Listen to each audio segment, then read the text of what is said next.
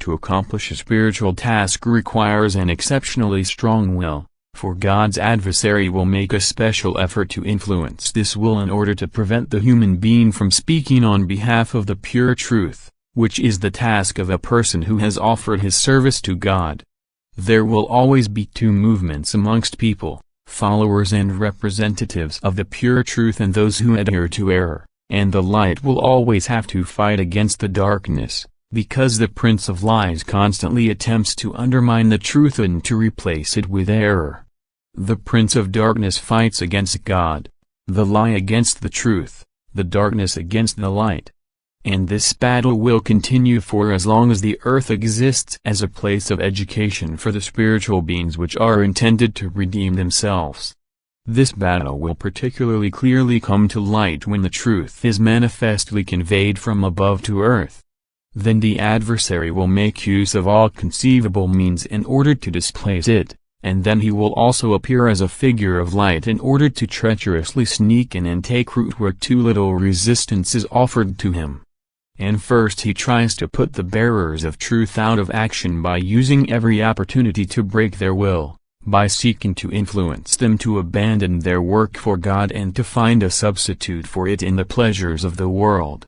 If he does not succeed in tempting a servant of God with the world, he will take more severe action and try to undermine their success with fellow human beings by influencing the latter's attitude in a negative sense and thereby complicating the mission of the distributors of light on earth in every way. And so it requires a strong will to carry out the task on earth despite these countermeasures. It requires an exceedingly strong faith and devoted love to God to remain a loyal laborer for Him on earth, to recognize the adversary and to abhor him and to carry out the work on fellow human beings with perseverance and enthusiasm and to finally face him victoriously when the last battle is won.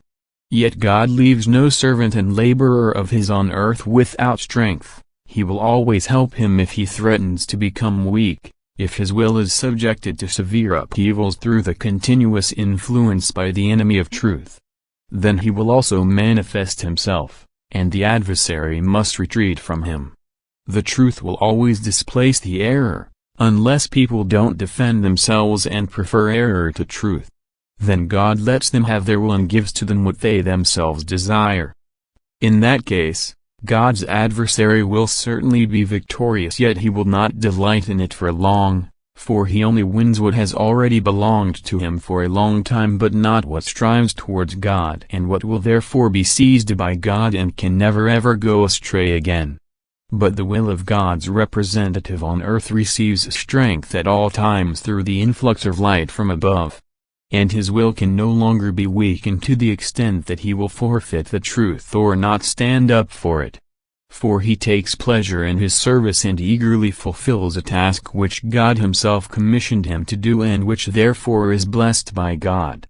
His blessing, however, signifies constant help, influx of strength and the continuous transmission of his word which, as a constant source of strength, will also result in his soul's maturity and will completely release him from the control of darkness and entirely exclude him from the influence of dark forces. And he will be full of strength and stand up for God and the eternal truth. He will be a capable laborer on earth in the vineyard of the Lord. Amen.